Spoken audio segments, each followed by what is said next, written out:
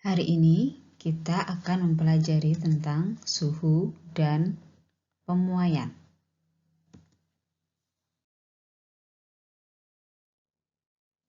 Pernahkah kalian sedang mengalami demam? Atau mungkin melihat orang-orang yang ada di sekitar kalian sedang mengalami demam? Untuk tahu apakah orang itu sebenarnya demam atau tidak, maka kita harus mengukur dulu suhu tubuh orang tersebut. Jika suhu tubuhnya itu lebih dari 37 derajat Celcius, maka bisa dikatakan orang itu sedang mengalami demam. Nah, jika kalian sedang demam, alat ukur apa yang bisa kalian gunakan? Suhu tubuh dapat diukur menggunakan termometer. Nah, termometer itu adalah alat yang digunakan untuk mengukur suhu tubuh. Nah, sebenarnya termometer itu seperti apa sih bentuknya?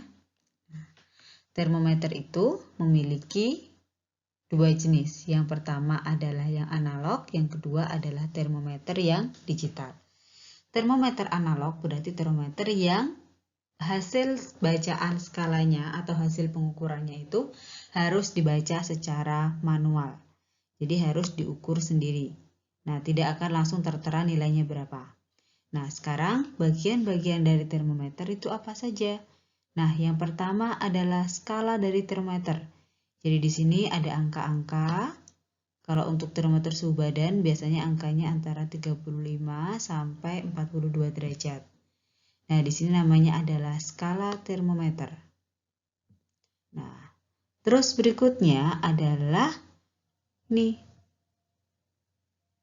pentolan kaca yang berdinding tipis. Jadi di bagian ujung di sini ada pentolan dari kaca yang dindingnya tipis yang merupakan tandon dari air raksa atau zat termometriknya. Terus berikutnya adalah zat pengisi dari termometer sendiri. Biasanya bisa digunakan alkohol yang berwarna atau bisa untuk dipakai air raksa. Terus di sini adalah bagian meniskus cekung. Jadi di sini akan terlihat ada cekung atau mencembung tergantung dari isian dari termometernya. Itu untuk termometer analog. Jadi nanti tinggal dibaca aja. Di sini zat termometriknya itu mencapai batas angka berapa.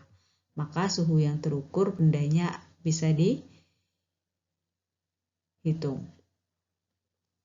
Kemudian adalah termometer digital. Kalau termometer digital di sini sudah tidak lagi menggunakan termometer manual. Jadi hasil bacaan dari skala termometernya itu akan langsung tertera di bagian displaynya ini. Jadi tidak perlu membaca secara manual atau analog. Nah, bagian-bagian dari termometer digital itu ada apa aja? Yang pertama adalah baterai cover. Jadi di bagian ujungnya itu pakai baterai. Terus di sini ada power button untuk menyalakan termometernya. Terus ada lagi display window. Jadi di sini nanti akan tertera hasil pengukurannya berapa. Dan probe tip. Nah, ini fungsinya sama dengan pentolan kaca ini. Jadi digunakan untuk mengukur benda. Jadi benda yang diukur suhunya itu harus disentuhkan pada bagian probe-nya.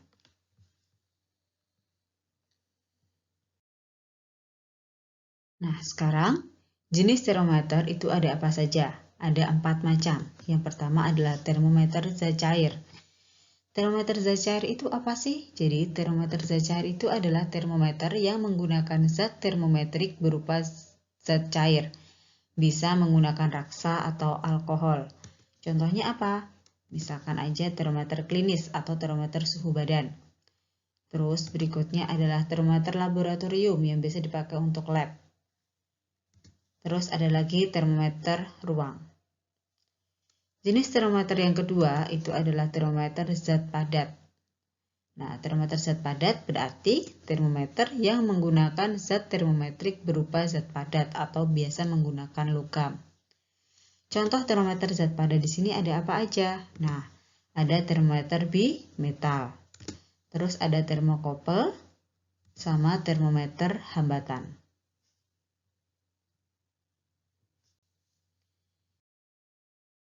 Jenis termometer yang ketiga adalah termometer zat gas. Nah, termometer zat gas berarti termometer yang zat termometriknya berupa zat gas. Contohnya, misalkan aja termometer gas. Terus termometer berikutnya adalah termometer optis. Nah, termometer optis berarti termometer yang menggunakan cahaya atau optik. Contohnya adalah termometer inframerah yang biasa digunakan untuk termogan. Nah, berikut ini adalah berbagai bentuk atau wujud dari jenis-jenis termometer yang tadi sudah dijelaskan. Yang pertama adalah termometer gas. Jadi termometer gas itu bentuk fisiknya seperti ini. Terus ada lagi termometer bimetal. Nah, bentuk fisiknya seperti ini, hampir mirip dengan termometer gas, cuman ini menggunakan benda padat. Ada termometer hambatan atau termometer resistan. Ada termometer inframerah. Nah, ini termometer yang digunakan sekarang. Jadi sering digunakan karena tidak harus langsung bersentuhan dengan orang. Nah, kalau sebelah sini ini adalah contoh-contoh termometer suhu badan atau termometer klinis. Nah, yang ini adalah versi analognya. Ini versi analog, yang ini versi digital, terus ini ada versi digital. Nah, penggunaannya itu berbeda-beda. Biasanya kalau ini digunakan untuk di telinga. Ini biasanya digunakan untuk di bawah ketiak atau di lipatan tubuh. Kalau ini menggunakan inframerah.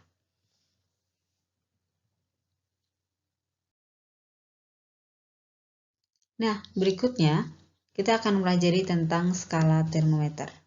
Nah, skala yang biasa digunakan untuk termometer itu ada 4 macam.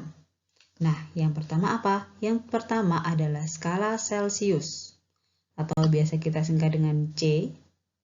Yang kedua adalah skala Reaumur, biasa kita singkat dengan R. Terus ada skala Fahrenheit, biasa kita singkat dengan F. Sama yang terakhir adalah skala Kelvin, biasa kita singkat dengan K. Ini adalah jenis-jenis skala termometer yang sudah umum atau biasa digunakan. Kalau di Indonesia, kita lebih sering menggunakan termometer dengan skala Celsius. Nah, tapi kalau di luar negeri itu justru lebih sering menggunakan termometer Fahrenheit. Kalau Kelvin kita gunakan di mana? Biasanya digunakan untuk dalam perhitungan sains. Jadi untuk ilmu pengetahuan, biasanya skala yang digunakan menggunakan Kelvin. Sedangkan kalau Reaumur biasanya digunakan untuk di pabrik atau di tempat industri. Nah, ini adalah jenis-jenis skala termometer. Nah, setiap skala termometer itu memiliki titik tetap bawah dan titik tetap atas. Nah, titik tetap bawah itu apa?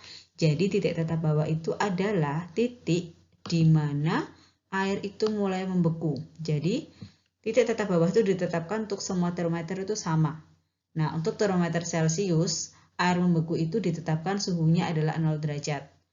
Nah, untuk termometer Reaumur juga 0 derajat. Sedangkan untuk Fahrenheit, titik tetap bawahnya atau air mulai membeku itu ditetapkan suhunya adalah 32 derajat. Sedangkan Kelvin adalah 273 derajat.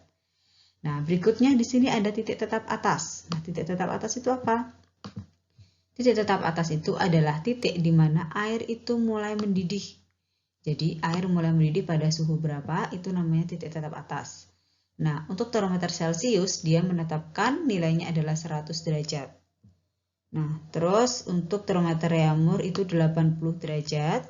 Termometer Fahrenheit itu 212 derajat. Dan termometer Kelvin itu sebanyak 373 derajat.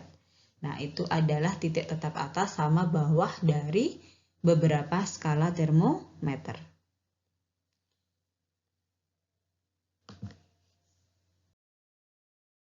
Nah, sekarang di sini Ibu mempunyai sebuah mangkok yang berisi air yang suhunya hangat. Kemudian akan diukur suhunya menggunakan dua termometer yang berbeda. Jadi kita menggunakan termometer Celsius sama termometer Reaumur. Jadi termometer ini mau dimasukkan ke dalam airnya untuk mengukur suhunya. Ternyata hasil pengukurannya itu nilainya bisa berbeda. Kenapa kok bisa berbeda seperti ini? Padahal kita menggunakan dua termometer. Karena yang kita gunakan termometernya berbeda skalanya. Tadi termometer Celsius punya titik bawah 0. Atasnya adalah 100. Nah, sedangkan Reaumur punya titik bawahnya tadi 0, atasnya itu nilainya hanya 80. Otomatis tinggi kolom raksanya itu mungkin akan berbeda. beda, tergantung dari skala-skala yang digunakan. Nah, berikutnya kita akan pelajari konversi suhu. Jadi konversi suhu itu bagaimana cara kita mengkonversi dari satu skala ke skala yang lain. Jadi ini sebenarnya skala yang ditunjuk oleh Celsius ini sama ini tuh tingkat derajat kepanasannya sama. Hanya ketika di termometer Celsius nilainya lebih tinggi, di termometer Reaumur itu nilainya akan menjadi lebih rendah. Lalu, bagaimana cara mengkonversi suhu atau skala suhu? Tadi ada 4 jenis termometer. Yang pertama adalah si Celsius, ada lagi Reaumur, Fahrenheit, sama Kelvin. Nah, setiap skala-skala termometer ini tadi, dia memiliki nilai rentang suhu sendiri. Ini tadi kan dari 0 sampai 100, jadi dia punya nilai rentang suhu adalah 100. Sedangkan Fahrenheit dari 0 sampai 80, berarti rentang suhunya adalah 80. Reaumur 80, lalu ada Fahrenheit, rentang suhunya adalah 212, titik bawahnya adalah 32, berarti rentang suhunya adalah 180, dan Kelvin rentang suhunya dari 373, titik bawahnya 273, jadi rentang suhunya adalah 100. Nah, jika kita membuat perbandingan dari skala-skala ini, maka akan ditemukan perbandingan sederhananya adalah 5:4 banding 9 banding 5. Dengan ini adalah batas bawahnya. Jadi nanti batas bawahnya itu berbeda-beda. Untuk Fahrenheit sama Kelvin, tidak 0. Nah, lalu bagaimana cara mengkonversinya? Nah, contohnya, sekarang ubahlah dari 40 derajat Reaumur menjadi titik derajat Celcius. Jadi kita mau mengkonversi dari Reaumur menjadi Celcius. Nah, cara mengkonversinya bagaimana? Nah, dari Reaumur ke Celcius berarti kita dari R ke C seperti ini. Nah, C itu punya perbandingan skala berapa? 5. Berarti nanti caranya adalah 5 per Reaumur, perbandingan skalanya adalah 4. Berarti 5/4 dikali sama skala Reaumurnya ini tadi, 40. Nah, nanti akan ketemu nilai konversi suhunya. Jadi ini kita sederhanakan, maka ini ketemu 10. 10 dikali 5 adalah 50. Jadi nilainya adalah 50 derajat Celcius. Itu nilai konversi dari 40 derajat Reaumur menjadi Celcius. Berikutnya, kita akan mempelajari tentang pemuaian. Pemuaian itu apa sih? Jadi pemuaian itu adalah peristiwa bertambahnya besar atau panjang atau lebar dari suatu benda. Karena apa? Karena pengaruh suhu atau perbedaan suhunya. Jadi ketika suatu benda itu dipanaskan, dia akan menjadi lebih panjang. Ketika dia didinginkan, dia akan menyusut. Itu namanya adalah pemuaian atau penyusutan. Pemuaian itu bisa terjadi pada 3 jenis benda. Yang pertama adalah zat padat. Semua zat padat itu bisa mengalami pemuaian. Nah, untuk zat padat, dia bisa mengalami pemuaian melalui 3 dimensi. Yang pertama adalah dimensi panjang, yang kedua adalah luas, yang terakhir adalah dimensi volume. Yang kedua adalah pemuaian zat cair. Kalau untuk zat cair, hanya mengalami pemuaian volume saja. Kenapa hanya volume? Karena zat cair itu hanya menempati ruang, jadi dia tidak akan membentuk besaran panjang ataupun luas. Terus yang ketiga adalah pemuaian gas. Nah, pemuaian gas itu dia termasuk ke pemuaian volume juga, karena dia sifatnya juga menempati ruang. Nah, berikut ini adalah contoh pemuaian dalam kehidupan sehari-hari. Yang pertama adalah pemuaian untuk zat padat. Nah, contoh aplikasinya apa? Atau kita bisa menggunakan pemuaian untuk apa? Yang pertama adalah pemasangan kaca jendela. Jadi kaca jendela itu harus dibuat rongga-rongga di antara kaca dengan kayunya untuk meminimalisir resiko ketika nanti terjadi pemuaian, jadi kacanya itu tidak pecah.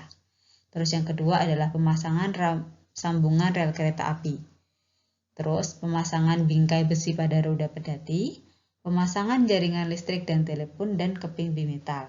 Jadi pemasangan jaringan listrik telepon itu juga menggunakan prinsipnya pemuaian. Ketika siang hari yang cukup terik, biasanya kabel-kabel itu akan mengalami pemuaian. Jadi akan terlihat sedikit kendur. Makanya ketika mau memasang kabel listrik atau telepon, itu harus diperkirakan panjang yang dipasang itu harus punya lebih atau kurangnya. Jadi untuk meminimalisir resiko ketika nanti misalkan malam hari menyusut, itu kabelnya tidak terlalu tegang sehingga tidak putus. Terus berikutnya adalah pemuaian zat cair. Nah, untuk pemuaian zat cair itu biasanya dimanfaatkan untuk apa? Untuk bahan pengisi termometer yang masih analog. Jadi termometer yang analog yang zat cair itu menggunakan prinsipnya pemuaian. Jadi raksa atau alkohol yang ada dalam tabung itu akan memuai. Terus contoh kedua adalah air meluap ketika dipanaskan. Yang terakhir adalah pemuaian untuk zat gas. Nah, untuk zat gas contohnya itu adalah balon yang meletus ketika ditempatkan di tempat yang panas. Jadi lama-kelamaan pasti akan meletus. Terus yang kedua adalah roda kendaraan menjadi keras ketika kondisi panas. Ini adalah contoh pemuaian dalam kehidupan sehari-hari. Nah, tadi disebutkan bahwa pemuaian bisa dimanfaatkan untuk bimetal. Nah, bimetal itu apa sih? Jadi bimetal itu adalah dua keping logam yang dikeling menjadi satu atau disatukan. Nah, sekarang manfaat dari bimetal itu apa saja? Yang pertama, bisa digunakan untuk saklar otomatis. Yang kedua, untuk pengatur suhu. Yang ketiga adalah sensor otomatis pada alarm kebakaran. Jadi kalau misalkan kalian melihat gedung-gedung zaman sekarang, nah itu kan misalkan ada kebakaran atau asap, secara otomatis akan punya alarm tertentu dan itu akan memancarkan air. Nah, itu menggunakan sensor bimetal. Jadi bimetalnya digunakan untuk sensor. Nah, bimetal itu bentuknya seperti ini. Kenapa kok bimetal bisa digunakan sebagai sensor otomatis atau alarm kebakaran? Jadi prinsipnya seperti ini. Bimetal itu punya dua logam yang berbeda nilai koefisiennya. Jadi misalkan aja di atas kita punya aluminium, di bawah kita ada besi, terus dia dikeling menjadi satu. Nah, ini adalah kondisi sebelum panas. Terus kemudian karena cuacanya panas atau suhu di sekitar itu panas atau dia dipanaskan, otomatis logam ini akan melengkung bentuknya seperti ini. Jadi melengkung ke arah logam yang memiliki koefisien muai lebih kecil. Karena koefisien muai besi itu lebih kecil, otomatis nanti panjangnya lebih pendek daripada si aluminium. Jadi dia akan membelok seperti ini. Nah, ketika membelok seperti ini, dia akan menyentuh suatu sensor tertentu. Nah ini yang mana adalah sensor otomatis pada alarm. Jadi menggunakan prinsip bimetal. Nah, jadi bimetal ini tadi dia akan melengkung ke arah yang koefisien muai panjangnya itu lebih kecil. Jadi yang lebih kecil itu ada di dalam, terus nanti yang panjang ada di atas. Sebaliknya, jika bimetal itu nanti didinginkan, itu akan melengkung ke arah yang koefisien muainya lebih panjang. Jadi aluminiumnya itu melengkungi ke arah bagian aluminium.